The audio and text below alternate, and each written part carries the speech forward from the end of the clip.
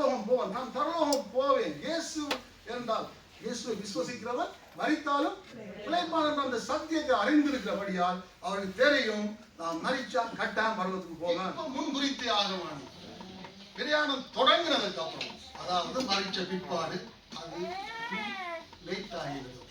அப்ப இதை அறிந்தபடியால் என்ன செய்யறார்? கடந்த 50 வருஷம் மாமா கூட நான் அவரை அவரோட அவதானிச்ச வகையில் ஒரு நாள் கூட இந்த நகை நட்டு பணம் வீடு காரை பற்றி பேசினதே கிடையாது. நான் பார்க்கவே இல்லை. அவர் எப்பவும் ஜபிக்கிறதும் வேதத்தை தியானிக்கிறதுமே இருப்பார். அவருடைய செய்தி உங்களுக்கு தெரியும், அதிரடியா இருக்கும். நேரடியாக சுவிசேஷம் வரைக்கும் போதுதான் சொல்லிடுவார், ஏற்றுக்கொண்டா மோட்சம் இல்லையா நரகம். அது அப்படிதான் அவருடைய பாணி.